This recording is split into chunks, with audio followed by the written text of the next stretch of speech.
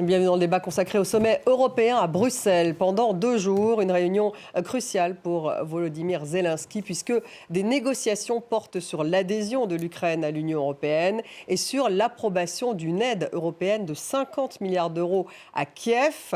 Volodymyr Zelensky a exhorté les dirigeants européens à ne pas abandonner l'Ukraine et à retrouver leur unité dans un discours en vidéoconférence devant les 27 réunis. Depuis plusieurs jours, le président ukrainien a fait le tour de ses alliés à Washington, à Oslo. Zelensky est allé jusqu'en Argentine pour voir Viktor Orban, présent justement à l'investiture de Javier Milei, le président argentin. Le Premier ministre hongrois est celui qui bloque les négociations vers l'adhésion de l'Ukraine à l'Union européenne, mais aussi l'aide financière et militaire de 50 milliards d'euros à Kiev. Orban qui avait réaffirmé dès son arrivée au Conseil que l'Union européenne n'était pas en position de lancer les négociations d'adhésion avec l'Ukraine. On apprend à l'instant, néanmoins, que l'Union européenne décide finalement de cette ouverture des négociations d'adhésion avec l'Ukraine. Dans le même temps, il faut rappeler que Vladimir Poutine s'est adressé aux Russes aujourd'hui. Il a tenu sa conférence de presse annuelle et il a répété que la Russie poursuivrait sa guerre en Ukraine jusqu'à dénazification et démilitarisation de l'Ukraine. Alors on va revenir sur les enjeux que ce Conseil européen et en particulier les enjeux qui concernent l'Ukraine. Que peut-on dire de cette partie de bras de fer avec Viktor Orban? Le Premier ministre hongrois cédera-t-il sur tout?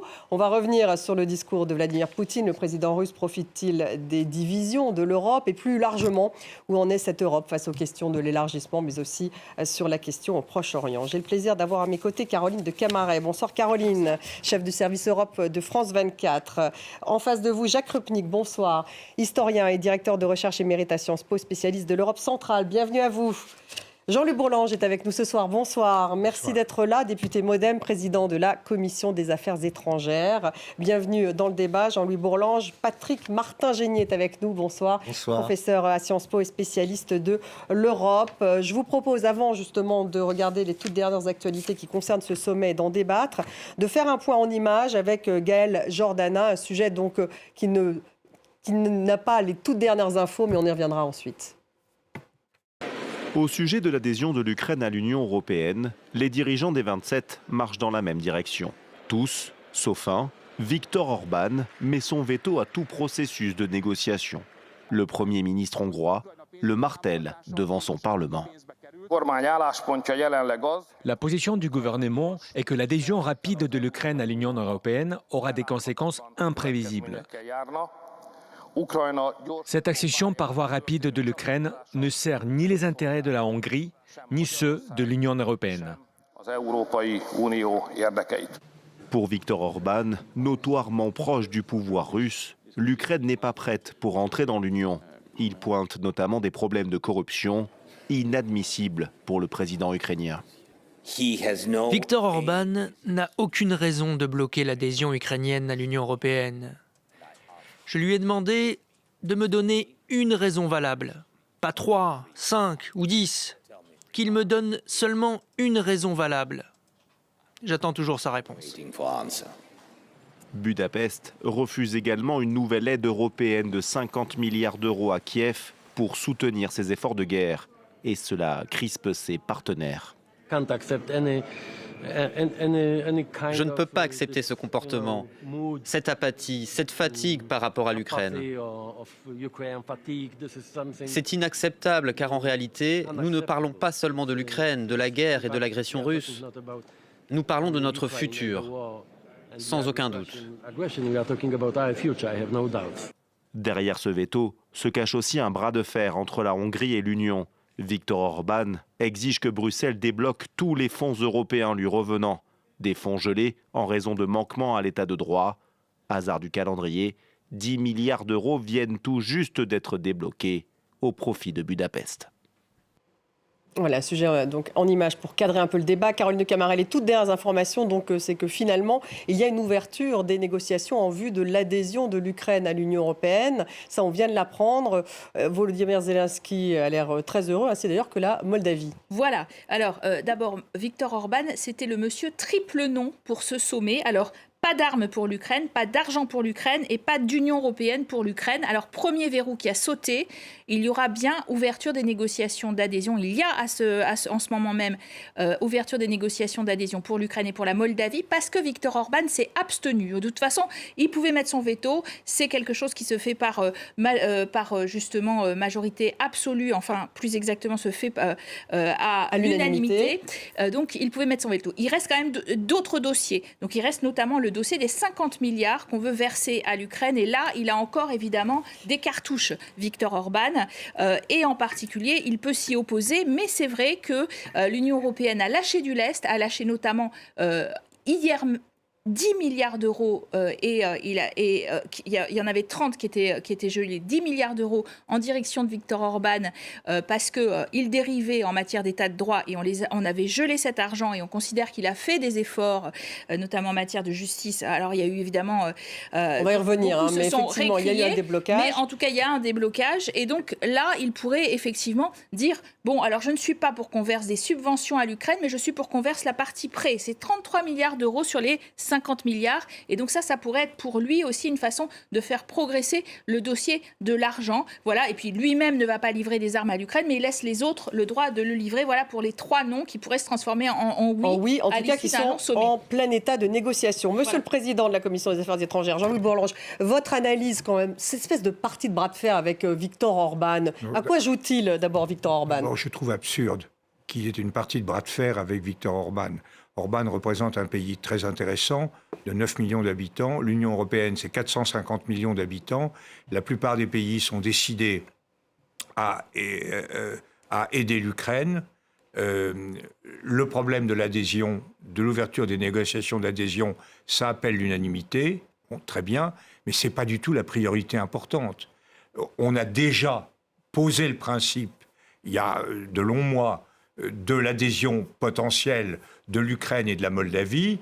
Ensuite, on n'a pas vraiment élaboré un vrai scénario de mise en œuvre de cette négociation qui soit réaliste compte tenu de l'ampleur des problèmes posés, compte tenu aussi du fait que l'Ukraine et la Moldavie ne sont pas les seuls candidats. Il y a les Balkans. Enfin, tout ça est un ensemble. Et donc, mais c'est un signal politique, c'est ça ? Oui, mais on n'en est pas. Le signal politique, ça a été, et c'est un signal politique très positif, ça a été de dire que l'Ukraine avait vocation à rentrer dans l'Union européenne. Aujourd'hui, la priorité, c'est d'aider l'Ukraine à ne pas mourir. C'est donc ça l'essentiel. Et là, on fait beaucoup de cinéma, comme toujours. L'Union européenne, quand elle n'a pas grand-chose à moudre, elle fait beaucoup de cinéma. On fait les 50 milliards, c'est vrai que c'est pas c'est quand même mais le vrai problème, c'est de savoir si nous sommes... je ne sais pas si on mesure la détresse actuelle de la société ukrainienne. Ces jeunes qui se font tuer partout, qui ne peuvent pas continuer leurs études, ces villes qui sont bombardées en permanence, une lutte sans cesse. Nous avons un devoir d'assistance massif à l'égard de l'Ukraine et j'attends, de ce point de vue-là, j'attends la suite. J'espère, mais je crains que Orban n'ait fait cette concession en disant, voyez, en fait, je ne suis pas du tout un mauvais chien, je vous fais des concessions et qu'au moment où on arrivera aux choses sérieuses, et notamment aux choses qui importent pour Poutine, c'est-à-dire le renforcement de la capacité militaire de l'Ukraine, il soit beaucoup moins disponible. C'est ça ma crainte. Jacques Rupnik, est-ce que vous pouvez rebondir sur ce que vient de dire Jean-Luc Bourlanges ? D'abord, Orban, c'est un proche de Poutine, encore ou pas ? Oui, enfin, en tout cas, il a montré une très grande indulgence envers l'agression russe d'un pays voisin de la Hongrie. Et donc, de ce point de vue, oui, il a répété pendant sa campagne électorale, cette guerre, c'est pas notre guerre, on n'a pas à s'en mêler. Il joue véritablement à la fois sur la peur qu'il y a et sur un sentiment de lâcheté. Donc il a fait sa campagne là-dessus, il ne cède pas. Il pense aussi, alors ça c'est son raisonnement, que la Russie ne menace pas. Il le dit, la Russie ne nous menace pas. Regardez, il n'arrive même pas à conquérir le Donbass. Donc c'est pas vraiment une menace pour nous. Mais surtout, il a utilisé, je crois très habilement pendant ce sommet, cette carte ukrainienne pour obtenir ce qui était important pour lui, c'est-à-dire les 10 milliards qui étaient bloqués sur les 22, 10 milliards qui ont été débloqués alors qu'il n'a pas fait de concessions majeures sur l'état de droit en Hongrie. Alors ils disent qu'il y a une réforme qui a été menée depuis le mois de mai en Hongrie sur la justice. Il y a des réformes en cours, mais c'est des réformes, il faudra voir comment elles sont mises en œuvre. Mais surtout, ce qui est formidable quand même de la part d'Orban, c'est qu'il y a un sommet européen. Il a réussi à devenir le personnage central du sommet. La Hongrie, tout tourne autour. Que pense Viktor Orban? Est-ce que Viktor Orban, autrefois, quand il y avait un sommet européen, on se demandait que pense l'Allemagne, que pense la France, que pense l'Allemagne, que pense un tel, etc. Là, c'est que pense Viktor Orban? Ah, il s'est abstenu. Quelle formidable Oui, mais nouvelle. ce sont les Européens qui se mettent dans cette situation, Patrick Martin-Génier. Non, mais moi, je suis assez scandalisé par ce qui se passe. Voilà, quoi. Il a instrumentalisé son peuple, il a instrumentalisé son Parlement pendant des mois. Il a rencontré Emmanuel Macron qui a tenté de le convaincre et il a toujours dit non. Ce matin, en arrivant, il disait non, c'est niette. Excusez-moi l'expression. Et puis, jusqu'au dernier moment, il a dit non. Et là, que fait-il? Non seulement il s'abstient, mais j'ai lu dans vos confrères du Guardian qu'il avait quitté la salle en disant que de toute façon, il ne souhaitait pas participer à une mauvaise décision. Donc ça, quand même, des voix très bien. Je suis absolument satisfait pour l'Ukraine. Mais on est en train de dire que l'état de droit a progressé en Hongrie. Mais de qui se fiche-t-on? Ah, donc ça n'est pas du tout le cas, non, mais Caroline.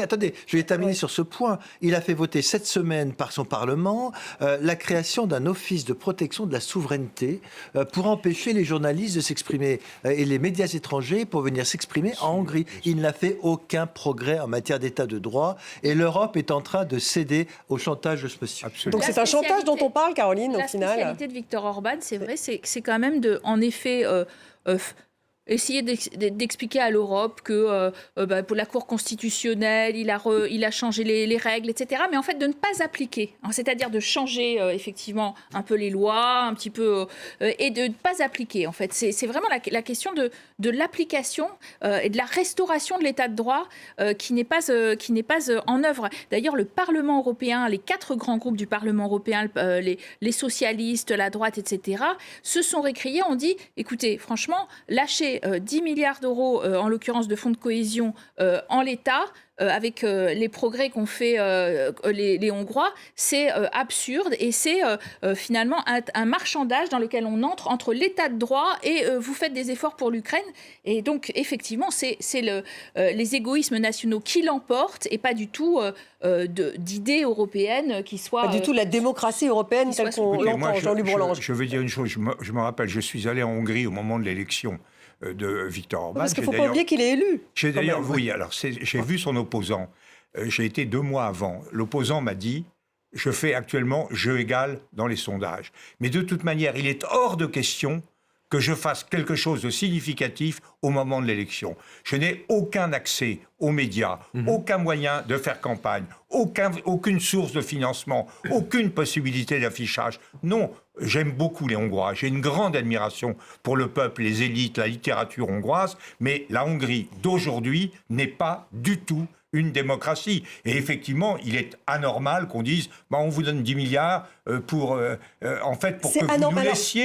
que vous nous laissiez prendre des décisions que vous n'approuvez pas. Et en même temps, Jean-Louis Bourlange, il ne souhaite pas quitter l'Europe. Il ne souhaite pas quitter l'Union européenne. Donc, il a redit aujourd'hui, Uxit n'est pas au programme. L'Uxit. Surtout pas. Si vous obtenez chaque année 3% de votre PNB en transfert européen, c'est-à-dire les fonds structurels, etc., toute la politique du gouvernement Orban ne peut fonctionner que grâce aux fonds européens. Donc ça, il est absolument... Le Brexit, c'est pas une option pour Viktor Orban. Mais ce qui est formidable dans cette affaire, c'est qu'il dit l'Ukraine ne remplit pas les conditions pour adhérer à l'Union européenne. Quelle découverte, c'est un pays en guerre. D'abord, c'est un pays en guerre. La Hongrie n'est pas loin d'être corrompue. C'est un pays en guerre, donc bien entendu, il dit la palissade, elle n'est pas en état de rentrer. Mais que Orban donne des leçons de conditionnalité européenne, c'est tout à fait stupéfiant. C'est quand même un commissaire hongrois qui est en charge au sein de la commission de l'élargissement, ce qui prouve qu'on est quand même, on marche sur la tête actuellement dans les institutions européennes. C'est ubuesque, donc Patrick Martin-Génier. Il y a de graves soupçons de de corruption qui pèsent également sur la Hongrie, notamment sur le parti de Fidesz, dont effectivement c'est une des raisons pour lesquelles certains fonds n'ont pas été versés. Il y a l'état de droit, mais il y a aussi effectivement des soupçons de corruption dans tout le parti au niveau national et au niveau local. Donc lorsque M. Orban vient de donner effectivement des leçons de conditionnalité ou d'honnêteté, il est très mal placé pour le faire. Il a la marge de manœuvre pour le faire. Il a la marge de manœuvre, problème. effectivement. Maintenant, ce qui est intéressant, c'est la nouvelle dynamique de ce Conseil européen, parce que Viktor Orban, il s'est senti renforcé par l'arrivée finalement au pouvoir, effectivement, d'un certain Robert Fico en Slovaquie, qui avait aussi émis beaucoup de doutes sur l'aide à l'Ukraine, en particulier l'aide militaire. Et puis, on l'entend plus. Et ben oui, mais là, en l'occurrence, il y a quand même nouvel arrivant au Conseil européen aujourd'hui. On l'a vu, Donald Tusk, le Polonais, qui va exactement dans l'autre sens et qui a affirmé de façon alors très virulente son soutien retrouvé. Parce que pendant la campagne électorale, c'était plus du tout évident de la part du parti au pouvoir, le parti Droit et Justice, mais le soutien de ce démocrate qui est ancien président du Conseil, Donald Tusk, soutien retrouvé en direction de l'Ukraine. Et je pense que ça pèse aussi dans la balance. Ça pèse peut-être aussi dans le fait que M. Orban a quitté la salle et s'est abstenu, parce que vraiment, il peut être très cash, Donald Tusk, je l'ai rencontré plusieurs fois, il peut être très cash. Et là, en l'occurrence, il a vraiment affirmé depuis qu'il est en poste, c'est-à-dire depuis 2 jours qu'il a formé un gouvernement, à quel point il soutiendrait jusqu'au bout l'Ukraine. C'est vrai, Jean-Louis Bolange, qu'ils ont perdu leur grand allié polonais, là, oui, les Hongrois. absolument. Une anecdote, le lendemain de l'élection de la victoire de l'opposition à Varsovie, tous les journaux hongrois titraient « Victoire du PiS ». C'est-à-dire victoire L'histoire de celui qui est victoire des vaincus. Il fait un peu du Trump, en fait, là, Viktor Orban. Évidemment, c'est le parti qui était arrivé en tête. Il pouvait jouer. Mais la coalition, d'opposition était largement victorieuse. Ça compte, ça, Jacques Rupnik, vous qui connaissez bien la Pologne, que là, effectivement, Donald Tusk ait gagné. Entendu, ça faisait combien de temps sont-ils restés, le parti Droit et Justice 8 ans. 8 ans, donc 8 ans de pouvoir conservateur. Et le cas de la Pologne est très intéressant. Et aujourd'hui, c'est un pro-européen, donc, qui devient Premier ministre. Parce que maintenant va commencer une épreuve nouvelle, à savoir une tentative de démantèlement d'un régime illibéral. C'est-à-dire ce que pratique Viktor Orban, pendant 8 ans, c'était pratiqué, disons à peu près, en Pologne. Et là, le nouveau gouvernement doit s'atteler à cette tâche. Comment peut-on, au sein d'un pays membre de l'Union européenne, qui a dérivé vers un régime, disons, semi-autoritaire, comment peut-il rétablir les règles de l'état de droit? Et c'est pas facile, parce que si on veut respecter justement les règles de l'état de droit, comment changer, par exemple, la nomination des juges, comment changer la composition du Conseil constitutionnel, etc. Donc là, le cas polonais va être, disons, une sorte de modèle de ce qui pourrait un jour peut-être arriver en Hongrie. Mais je crois que ce qui motive surtout Tusk, c'est une lecture complètement différente de celle d'Orban des intentions de la Russie. Et pour lui, aujourd'hui, même avec l'abstention d'Orban, ce que l'on retiendra, c'est que l'Union européenne a donné donc ce feu vert, ouverture des négociations. C'est un geste symbolique, c'est un geste politique, et ça compte pour qui? Pour les Ukrainiens d'abord, pour Zelensky qui attendait ça. Imaginez que la décision, qu'il n'y ait pas eu de décision, qu'il y ait eu un veto, à ce moment-là, on aurait dit défaite pour Zelensky, l'Europe désunie, Poutine triomphe. Donc c'est un signe politique. Jean-Louis Bolange, je sais que vous étiez... Oui, mais bien sûr que si on fait le scénario négatif, il aurait été, à mon avis, inadmissible que d'avoir un signal négatif, alors même que l'Union européenne avait accepté le principe de l'adhésion. Mais ce que je voudrais, moi, c'est que les institutions européennes et les États européens mettent clairement, moi j'ai fait des propositions, dont j'ai parlé ici d'ailleurs, mais il y en a d'autres, mettre clairement au point un scénario dans lequel on envisage sérieusement dans le temps l'ensemble des problèmes d'élargissement, parce qu'il y a aussi ceux des Balkans. Ce qui me réjouit en plus de l'Ukraine, ce qui me réjouit profondément, c'est la Moldavie. Parce que vraiment, s'il y a un État qu'on doit aider sur le plan politique, parce que l'Ukraine, on doit l'aider sur le plan militaire, mais l'Ukraine se défend politiquement. Mais la Moldavie, dans une situation tellement difficile, avec une partie de son territoire qui est occupée également par les Russes, et le régime de la présidente est mis vraiment en cause par des manœuvres complexes des Russes, je crois que le fait d'avoir envoyé ce signal d'ouverture des négociations à la Moldavie, c'est certainement extrêmement positif. Patrick Martin-Genier, vous êtes d'accord avec ça? Alors, on n'a pas parlé de la Géorgie, me semble-t-il. Oui, absolument. La Géorgie aussi a vu... Patrick Martin-Génier, attends, Caroline. Non, mais Madame Géorgie n'est pas dans le Vous même n'avez pas participé, allez-y, Patrick Martin-Génier. Non, effectivement, Donc, le statut de pays candidat, donc officiellement à la Géorgie, on avait un peu procrastiné sur ce point parce qu'on considérait qu'elle ne remplissait pas encore tous les critères. Donc je suis d'accord avec le président. Donc là, il y a Bourlange. l'Ukraine, la Moldavie, la Géorgie. Et puis, il me semble qu'également sur la Bosnie, il me semble qu'il y a des progrès qui sont faits sur la Bosnie également, pour lui donner effectivement, pour dire qu'on est d'accord pour commencer. Mais le problème, il y avait hier un sommet avec les Balkans, et effectivement, on a réitéré tous ces principes. Ce que je veux dire aujourd'hui, c'est que, bien évidemment, je me réjouis pour l'Ukraine, mais va commencer une étape très importante, la négociation de chapitre à chapitre. Sauf erreur de ma part, il y en a pour 35. Donc c'est pas demain que ça va commencer, c'est pas demain que ça va terminer. Viktor Orban lui-même reconnaissait que ça avait pris entre 10 et 15 ans pour son pays, les anciens pays d'Europe de l'Est. Donc fatalement que ça va prendre du temps. Pourquoi ? Parce que il y a toutes les étapes, toute la gouvernance, la capacité de l'économie à faire preuve à une économie de marché, la corruption. Et je sais que sur ce point, l'Ukraine a fait beaucoup d'efforts, mais le chemin est encore très long à le diable est dans les détails. Enfin, tout ça va prendre du temps. Tout à fait sûr C'est Caroline. que ça prenne ce chemin-là, en fait. Ce que je pense, on va injecter massivement de l'argent en Ukraine à titre de reconstruction qui seront considérés comme des sortes de fonds de préadhésion. Et donc on va d'abord commencer, en fait, méthodologiquement, je pense, par empiriquement injecter de l'argent, reconstruire, rebâtir, etc. Et avoir des programmes communs. Et puis les chapitres, effectivement, essayer de clôturer des chapitres l'un après l'autre sur un État en guerre, c'est très compliqué. Sauf peut-être sur des questions d'éducation ou des choses, effectivement, de moindre importance. Pour ça, il faut quand même la paix. Jacques ? Si on dit oui à l'Ukraine et à la Moldavie, on ne peut pas ignorer les Balkans, qui sont là, qui attendent depuis 20 ans. Première chose. Donc, ce n'est pas seulement ces 2 pays, c'est 10 pays. Donc ça veut dire une Europe à 35 directement. Et deuxièmement, il faut repenser le processus d'élargissement. Ça vient d'être dit. C'est pas parce qu'on ouvre des négociations qu'on les a terminées. Il y a 35 chapitres. Différents pays vont avancer. Les ouvrir par chapitre, et donc comme ça. Voilà. Et donc, faut faire autrement. Il y a un autre concept qui est maintenant, je crois, plus ou moins accepté par l'Union européenne, c'est-à-dire l'élargissement par étapes. C'est un processus.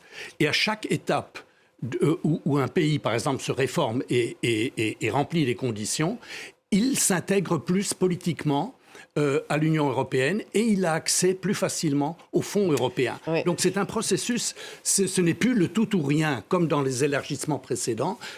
L'Ukraine a obligé les Européens à repenser l'élargissement. Oui. Et c'est ça fait des propositions dans ce sens qui vont exactement dans le sens de ce que dit Jacques Rupnik à l'instant, qui vont même un peu plus loin. Je crois qu'il faut avoir des adhésions de principe pour être bien d'accord avec tous les États qui nous rejoignent, qui soient d'accord sur les principes fondamentaux, notamment sur le plan juridique de la construction de l'Europe. Ensuite, il faut faire des négociations bilatérales État par État pour les intégrer progressivement en fonction de leurs capacités et de nos moyens. Et à la fin seulement, à mon avis, quand ils ont vraiment accompli leur mutation démocratique et leur combat contre la corruption, les intégrer pleinement à toutes les institutions européennes. Et je crois que c'est une approche très différente. 10 ans, parce qu'on ne peut pas non plus, sur 10 ans, on peut pas non plus les laisser. Si on dit on va faire ça sur 20 ans, ça veut dire que les Balkans vont rester pendant 20 ans. Or, les Balkans aujourd'hui, ce sont des États qui sont menacés par les Russes, par les Turcs, par les Chinois. Nous ne pouvons pas les laisser sans une action de solidarité. Mais elle en est capable, cette Europe. Elle peut être une Europe à 35. Alors que, est-ce qu'elle va pouvoir justement être démocratique, avoir des principes, un État de droit à 35 Oui, bien sûr, c'est l'objectif, bien évidemment. Et il faut prendre le temps. Et il faut prendre le temps. Mais ce que je veux dire, c'est que pour apporter une précision technique, Charles Michel, le président du Conseil européen, que l'on voit sur votre écran, avait dit « Nous avons besoin d'élargir jusqu'à 35 d'ici 2030. Et il faut nous donner les moyens, premièrement, institutionnels, pour que ça ne devienne pas une machine ingouvernable, et deuxièmement, des moyens financiers supplémentaires, sans quoi nous n'aurons pas les moyens de cet élargissement. Les moyens financiers C'est justement ce qui est négocié à ce sommet. C'est précisément le budget à long terme de l'Union européenne, avec Ursula von der Leyen qui dit qu'il faut effectivement l'augmenter. On est à 1% du PIB, il n'a pas bougé, on a des multi-crises, des multi-guerres sur le dos, etc. Et la volonté de verser verser 50 milliards à l'Ukraine. L'Union européenne, elle a à la fois conscience que l'élargissement est désormais nécessaire et c'est un grand bond en avant qu'elle a fait. En effet, depuis la guerre en Ukraine, il y a eu un changement quand même de perception. Mais augmenter le budget, Caroline, pardonnez-moi, mais ça veut dire aussi avoir une capacité d'endettement, ça veut dire tout ce que ne veulent pas les Allemands, par exemple. On va revenir quand même à des sujets qui sont très compliqués.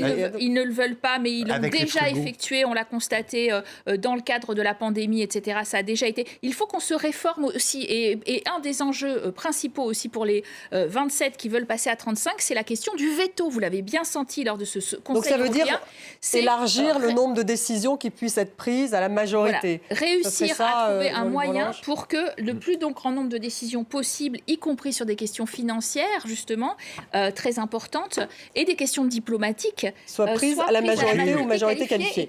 Un mot et on va écouter Vladimir Poutine.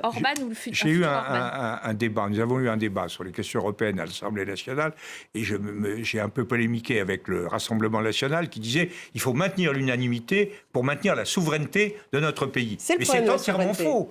Parce que quand on maintient l'unanimité, ça veut dire qu'on donne à un pays comme la Hongrie la possibilité de bloquer la volonté de 450 millions d'autres et de bloquer la position française. Si nous étions à la majorité qualifiée, la France serait beaucoup mieux entendue. L'Allemagne serait beaucoup mieux entendue. La majorité qualifiée, c'est une manière, c'est pas une manière de casser le bras, de tordre le bras de chacun, c'est une manière d'empêcher les blocages. C'est ça qu'il faut faire. L'Europe, il faut marche.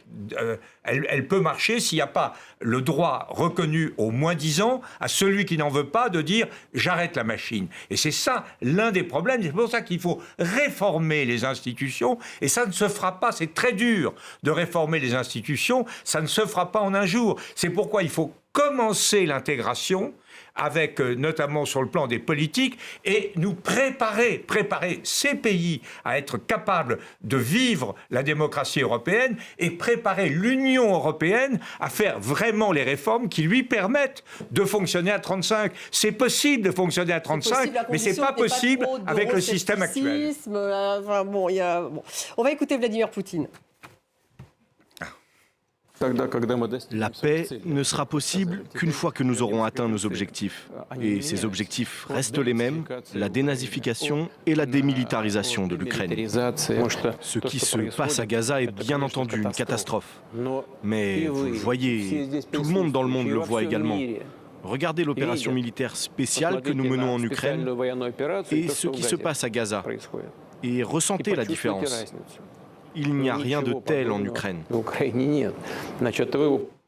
La comparaison, Jacques Rupnik, est un peu délicate. Il a réaffirmé en tout cas ses buts de guerre, dénazifier, démilitariser l'Ukraine, retrouver cette neutralité. Donc on retrouve le Vladimir Poutine d'il y a 2 ans et demi. Est-ce qu'il profite des dissensions, des bras de fer, Orban, le reste de l'Europe certainement qu'il est du Proche-Orient aussi, qui fait que les regards sont beaucoup moins tournés vers l'Ukraine. C'est pour lui, c'est une aubaine. Tous les regards se sont tournés vers le Moyen-Orient. L'Ukraine n'est plus au devant de l'actualité. Deuxièmement, il espérait des vraies divisions parmi les Européens. Orban, Fico, qu'il a cité dans son discours. Ce sont les deux qu'il a cités dans son discours. Wilders qui arrive au pouvoir, etc. Il se dit... C'est pour ça qu'il était important que ce sommet décide aujourd'hui, parce que peut-être ça aurait été plus difficile par la suite. Donc, bien entendu, tout ça, pense-t-il, joue en sa faveur. Je crois qu'il s'est... Et troisième élément, il regarde vers les États-Unis, où il voit que le Congrès coince sur l'aide à l'Ukraine et que, dans les sondages du moins, le candidat favori, maintenant, ça devient Donald Trump dans 1 an. Et donc, il se dit, peut-être, si ces 3 conditions, Moyen-Orient à la priorité, les Européens divisés et l'Amérique n'est plus le soutien principal sur le plan militaire, il s'agit de tenir... et le vent va tourner en notre faveur.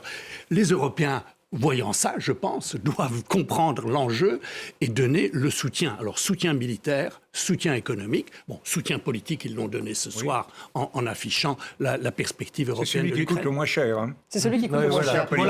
Et le soutien le plus dur, c'est le soutien militaire. C'est demain. Et je voudrais que les Français et les Européens comprennent que c'est ça. On se bat à l'Assemblée sur des enjeux relativement mineurs, mais le vrai enjeu pour nous, pour nos démocraties, dans les 2 ans qui viennent ou les 3 ans qui viennent, c'est absolument la capacité de l'Ukraine à résister et à sauver nos démocraties. C'est un enjeu. Donald Tusk le disait tout à l'heure, dans l'extrait que vous avez cité, il a entièrement raison. Nous jouons notre peau, nous jouons nos valeurs, nous jouons notre avenir de démocratie. Si on ne le comprend pas, on est très mal parti. Nous sommes dans la même situation que les Européens en 1938. Nous sommes confrontés à une offensive dictatoriale, militariste, autoritaire, d'une extrême brutalité. Soit on reste les mains dans les poches et on fait rien, soit on se mobilise pleinement. C'est ça l'enjeu. Pour aller dans votre sens, Monsieur Bourlanges, ce qu'il y a d'intéressant aussi, c'est que quand vous parlez militaire, les Européens ont mis sur la table, on dit, on va produire 1 million de munitions d'ici un an. On est à 30%. On est à 30%, donc on ne tient pas nos promesses en matière militaire. Et surtout, effectivement, rappelons que le budget de 50 milliards qui est en jeu aujourd'hui à ce sommet et demain, puisque c'est un sommet sur 2 jours, c'est le budget à long terme pour 4 ans pour l'Ukraine, qui donc, si elle doit se passer d'un certain soutien américain, a besoin aussi de perspectives à long terme en matière militaire et qui soit budgétée, en effet, au moins par les Européens. Patrick Martin-Genier. Alors en plus, si les Américains finalement ne débloquent pas cette aide d'ici à la fin de la semaine, puisque le Congrès termine sa session, l'aide européenne est encore plus importante à Zelensky. Zelensky d'ailleurs qui va recevoir des armements d'Allemagne, me semble-t-il, aujourd'hui. Il serait temps qu'en effet les armements allemands arrivent, parce qu'on a la sensation que cette guerre ne bouge pas. C'est une guerre d'attrition. C'est terrible ce qui se passe sur le terrain. Les morts, j'étais il y a 15 jours à Verdun. J'étais frappé par la similitude entre ce qui s'est passé à Verdun et ce qui se passe aujourd'hui sur le terrain en Ukraine. C'est terrible, tous ces morts. 315 000 en Russie, beaucoup de morts également du côté ukrainien. Donc il est nécessaire, il est urgent que ces armements arrivent. Vous l'avez dit, le président Bourlanges a dit, il y a un message politique, c'est le plus facile. Maintenant, il faut en effet qu'il y ait en effet cette aide financière. 50 milliards, bon, c'est dont oui, et l'aide parle. également à la reconstruction d'Ukraine. Je crois qu'il faudra participer à la reconstruction. Et enfin, surtout des armements, les missiles à longue portée, les F-16 qui devraient arriver. Si on laisse la situation en l'état, c'est désespéré. Et Zelensky l'a dit, et son épouse aussi, en disant, si vous nous abandonnez, c'est la mort pour nous. Donc il faut que les armements arrivent, des missiles de longue portée, des F-16. Il faut qu'il y ait une volonté que l'Occident, l'OTAN, les États-Unis montrent véritablement qu'ils veulent que l'Ukraine gagne cette guerre. Vous savez, Gérard Haro a écrit un livre sur les années 30 qu'il a appelé « Nous étions seuls ». Eh bien, aujourd'hui, il faut bien comprendre qu'avec ce qui se profile aux États-Unis, les Européens, nous sommes seuls. Et c'est nouveau. Après la Seconde Guerre mondiale, on n'était pas seuls. On était absolument soutenus par les Américains. Là, nous avons une responsabilité qui nous appartient à nous seuls, Européens, dans les 10 années qui viennent. Si on ne comprend pas ça, on est très mal parti. Enfin, Viktor Orban ne va pas forcément le comprendre, ça. Parce qu'en fait, là, il a dit oui pour le signal politique, comme disait Jean-Louis Bourlange. Il ne va pas le comprendre, mais il peut bloquer. Il faut rappeler aux téléspectateurs qu'il peut bloquer cette aide de 50 milliards. Il ne l'a pas fait parce qu'il a lui-même ses propres dividendes. C'est pas très glorieux, mais il considère que le bénéfice est quand même... Il peut encore bloquer les fonds. Pas tous en même temps. Tous les fonds. Il peut bloquer les fonds. Les 50 milliards. Son argument, évidemment, c'est un argument que d'autres entendent aussi, c'est que s'il y a 50 milliards pour l'Ukraine, quelles sont les conséquences pour le reste du budget? Il voudrait que ce soit en dehors du budget européen. Alors qu'est-ce que ça veut dire, ça? Il voudrait que ça soit en dehors du budget européen. Ça veut dire que l'on trouve... Soit que c'est une forme bilatérale d'aide, il y a des pays européens qui sont très allants et qui veulent aider l'Ukraine, qu'ils le fassent à titre bilatéral et non pas à l'Union européenne. Ce serait ça l'argument de Viktor Orban. Et surtout, ne touchez pas aux fonds européens, car... nous et d'autres en sommes bénéficiaires. On pourrait les diminuer aussi. Oui, on pourrait les diminuer. Soit dit en passant, c'est un argument qu'on entend en Europe centrale aussi à propos de l'élargissement en Ukraine. Parce qu'une chose, c'est de dire, votre avenir est dans l'Europe, mais quand on commence à parler des conséquences de l'arrivée de l'Ukraine, qu'il s'agisse pour la politique agricole, pour les fonds structurels, ils comprennent que c'est le déplacement de l'Europe centrale vers l'Ukraine de ces fonds. Donc tout le monde n'a pas le même enthousiasme. Donner le feu vert rhétoriquement, c'est bien, mais quand on mesure les conséquences... Quand on voit justement les files de camions entre la Pologne et l'Ukraine, avec tous les problèmes de concurrence, on a eu un avant-goût de ce qui pouvait venir. La question, si je peux me permettre, c'est est-ce que, très bien, un compromis pour l'Ukraine, est-ce que c'est de la compromission pour la Hongrie? C'est ça aujourd'hui. Parce que vous rappelez, les responsables au Parlement européen des 4 principaux partis politiques, socialistes, démocrates chrétiens, les Verts, Renaissance, ont écrit à la présidente pour lui dire de la Commission de ne pas céder car l'état de droit ne s'est pas amélioré en Hongrie. Il va donc y avoir un débat politique qui me semble très important au Parlement européen, mais aussi dans la perspective des prochaines élections européennes, sur la nature de cette Europe que nous voulons. Est-ce que des gens comme Orban vont pouvoir fleurir maintenant dans l'Europe en méconnaissant l'état de droit, en atteignant l'indépendance des juges, l'indépendance de la presse et en harcelant la communauté LGBT? Il va continuer chez lui, c'est ça qui est... Mais justement, Caroline, est-ce que c'est pas un mauvais signal finalement que de laisser Orban récupérer les fameux 10 milliards alors qu'il n'a pas fait vraiment la réforme sur la justice? Mauvais signal pour l'Europe aussi. Oui, mais alors que le bon signal, c'est effectivement de faire un signal politique à l'égard de Zelensky, mais en même temps, l'Europe perd sur le plan démocratique. Oui, alors là, on regarde au niveau des chefs d'État, et c'est vrai que voilà, c'est très important, le niveau des chefs d'État, les sommets sont très décisionnaires, etc. Mais vous avez cité quand même un autre fait qui est très intéressant dans la perspective des élections européennes. Vous avez dit le 9 juin, c'est que les 4 principaux groupes, en effet, la droite du Parti populaire européen, les sociodémocrates, Renew, votre groupe, et également le groupe des Verts, disent qu'il faut barrer la route à Viktor Orban et beaucoup soutenir l'Ukraine. Mais aux deux extrêmes, eh bien, on n'entend pas la même musique concernant l'Ukraine et concernant, en effet, un soutien soit financier, un soutien vis-à-vis de l'élargissement, parce que là, par exemple, à la gauche la plus extrême, on dit attention, il y a en effet du dumping qui va s'organiser, pour des raisons très différentes d'ailleurs. Du côté de l'extrême droite, c'est parce que on n'a plus de souveraineté nationale avec une Ukraine dans l'Union européenne, eh bien ça ferait moins d'enjeux pour les États. Il n'y a pas de consensus sur cette question. Et en tout cas, il y a beaucoup d'ambiguïté vis-à-vis de la Russie, de Vladimir Poutine, de ces deux extrêmes. Et évidemment, ça va jouer beaucoup dans la campagne des européennes, où ils sont attendus très haut, finalement, dans les derniers sondages. Vous avez tout à fait raison, nous ne sommes pas dans le consensus. Nous ne sommes pas dans le consensus. Aujourd'hui, nous avons vraiment une confrontation à l'intérieur même de l'Union européenne entre ceux qui veulent un régime vraiment démocratique, le respect de l'état de droit, et ceux qui, quoi qu'ils disent, lorgnent du côté des régimes autoritaires. Dis-moi qui tu hantes, je te dirai qui tu es. Quand on fréquente Orban et Poutine, on peut s'inquiéter de savoir l'idée qu'on a de la démocratie. Bon, et puis, deuxièmement, il y a ceux qui veulent s'entendre et ceux qui veulent ne pas s'entendre.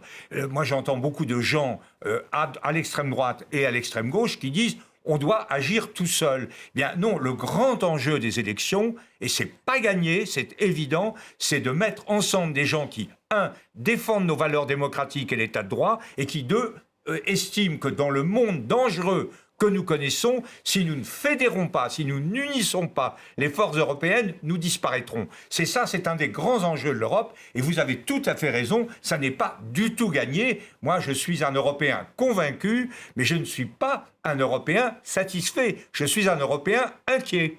Et inquiet, justement, Jacques Rupnik, parce que ça pourrait avoir une conséquence, là aussi, sur la guerre donc, en Ukraine l'année prochaine, que ces élections européennes, parce que cette guerre, elle peut continuer encore tout 2024. Absolument. Signe avec le cas Orban, ce serait finalement un problème relativement secondaire. Ce qui est préoccupant, comme vient de le dire Jean-Louis Bourlange, c'est que il y a une tendance au sein de l'Union européenne, c'est même pas un problème d'Europe centrale. Autrefois, on disait populisme d'Europe centrale, groupe de Visegrad qui bloque les décisions européennes. En tout cas. Ça, c'est surmonté. Maintenant, on a une Pologne qui, au contraire, revient au cœur du jeu européen, qui veut s'engager dans le soutien à l'Ukraine. Et on a, au contraire, en Italie, on a Meloni et son gouvernement. On a ce qui vient de se passer aux élections aux Pays-Bas. Je rappelle que les Pays-Bas avaient eu un référendum pour bien s'assurer qu'il n'y aurait pas d'élargissement à l'Ukraine. C'est pour dire l'ambiance. Mais là, ils n'ont pas bloqué, pour le coup. Non, ils n'ont pas bloqué parce que ce n'est pas encore M.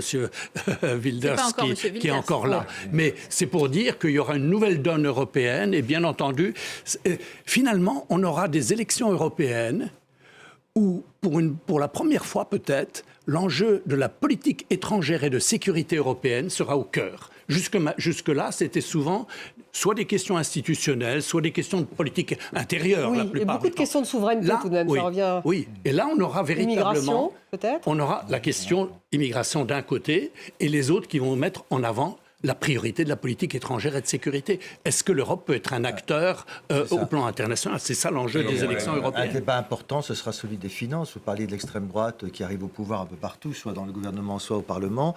Et c'est sûr que quand on parle des pays frugaux du Nord, ce sont des gens qui ne seront pas nécessairement, les Allemands y compris d'ailleurs, pour une augmentation du plafond des ressources, l'endettement. Il y a des cultures différentes en Europe et ça, ce sera un débat très très important qui interviendra d'ailleurs au lendemain de l'élection au Parlement européen 2024. C'est la problématique de la sécurité, donc Jean-Luc Bourlange, qui je risque crois d'être vraiment au cœur de cette campagne. C'est un enjeu fondamental, mais les finances sont importantes. Et ce qu'il faut comprendre, avec l'augmentation des budgets militaires aussi. On peut dépenser beaucoup mieux. On peut dépenser beaucoup mieux. Et l'argent national, et ô combien, et l'argent européen, et se concentrer sur effectivement des priorités. Les priorités, c'est l'éducation, la conquête technologique, l'armement, la solidarité militaire, c'est tout ça. Et puis également l'aide que nous apportons à d'autres pays parce que nous sommes engagés dans un combat mondial pour la défense de ce qui est quand même quelque chose de très important, qui est ce que nous avons apporté de meilleur. On n'a pas fait que des choses bien, nous autres Européens.